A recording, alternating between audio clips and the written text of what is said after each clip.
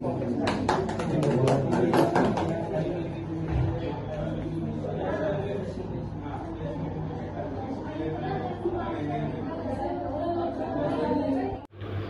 Mumbai news में आपका स्वागत है। दोस्तों, इस वक्त मेरे साथ इरफान मौजूद है।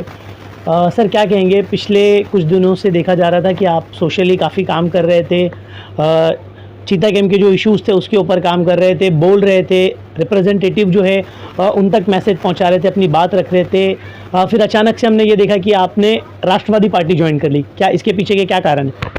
तो पहले तो बहुत बहुत शुक्रिया फवाज़ के, आपने ज़रूरी समझा कि मुझसे भी जाकर बात करनी चाहिए। और जितने भी लोगों ने इस कदम पे मेरा साथ दिया उन सभी का बहुत बहुत शुक्रिया।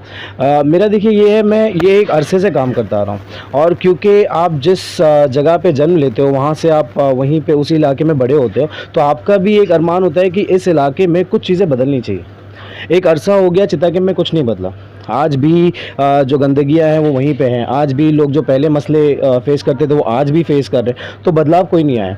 तो जब आप इंडिविजुअल लेवल पे जो चीज़ करते हो, आप ये सोच रखते हो कि अभी इसका जो चेन है ना, ये थोड़ा बड़ा होना चाहिए। लाइक अकेले से एक पर्टिकुलर सेक्टर पॉसिबल है, दो होंगे तो दो सेक्टर आ जाएंगे, लेकिन एक टीम जब होगी ना, एक बड़ी एक जो कम्युनिटी जब बनेगी ना, तो ये पूरा चिता गेम कवर किया जा सकता है। और इसी ड्रीम को लेके कि चिता गेम में एक बड़ा चेंज आना चाहिए, मैंने ये कदम उठाया। अब आपके मतलब आगे क्या प्लान है? अब आपने राष्ट्रवादी ज्वाइन की है, आप ऑफिस से आपका जो काम है, आपका कारोबार है, उसके अलावा आप पब्लिक के लिए क्या काम करने वाले आने वाले वक्त में?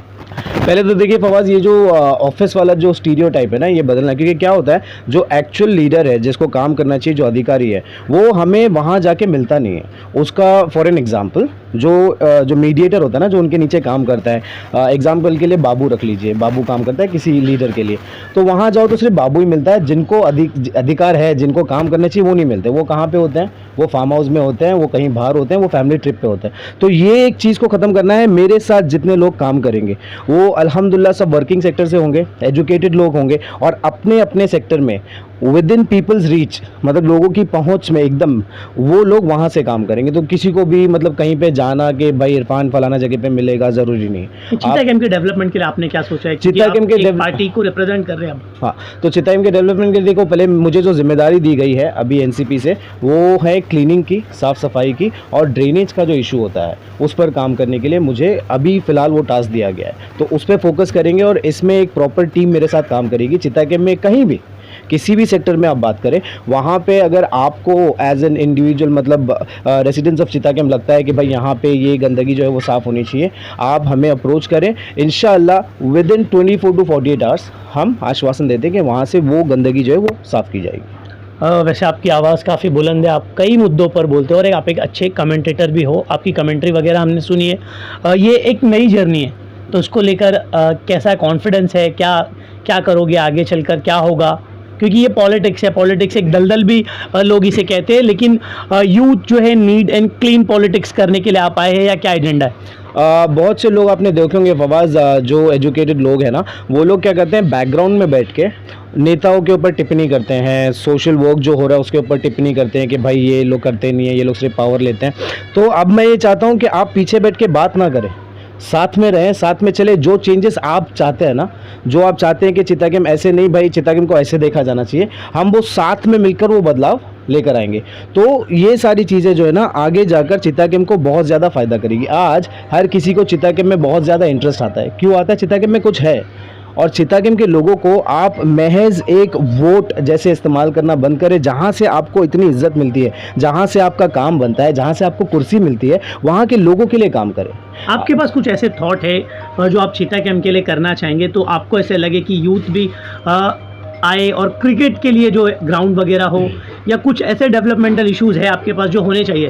पहले तो देखो, सिर्फ स्पोर्ट्स की बात नहीं करते हैं, क्योंकि ये स्पोर्ट्स बोलकर ना लोगों को अभी मतलब वो बहुत इल्यूजन क्रिएट किया गया है कि भाई हमारे पास जो है वो स्पोर्ट्स ही है।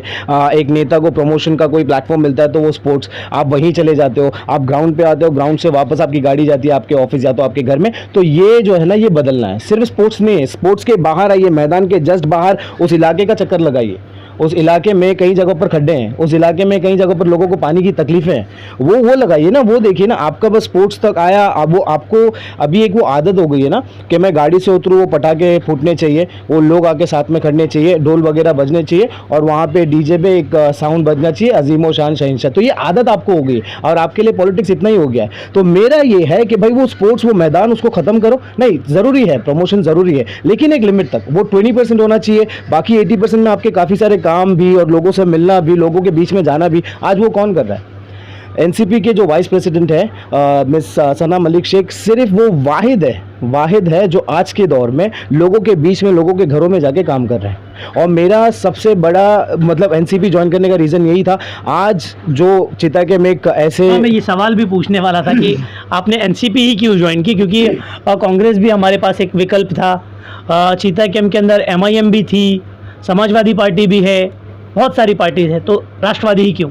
तो जहाँ तक बात आती है सना मलिक जी की ना, आप देखिए यहाँ से लोग कहाँ जाते हैं अपने मसले सुनाने के लिए, अपने प्रॉब्लम सुनाने के लिए? टेलीकॉम फैक्ट्री के पास, ठीक है। उनको वहाँ जाने की ज़रूरत क्या है? यहाँ पे एक एक गली में, एक एक रोड पे अलग अलग सोशल वर्कर बैठे हुए, पॉलिटिकल लीडर्स बैठे हुए, उनके पास क्यों नहीं जाते हैं? वो अप्रोचेबल ही नहीं है, क्योंकि आप जब जाएंगे बंदा जगह पे नहीं होगा। आप चाहे घर पर चले जाएं, आप चाहे ऑफिस चले जाएं, बंदा नहीं मिलेगा आपको। कौन मिलेगा? बाबू।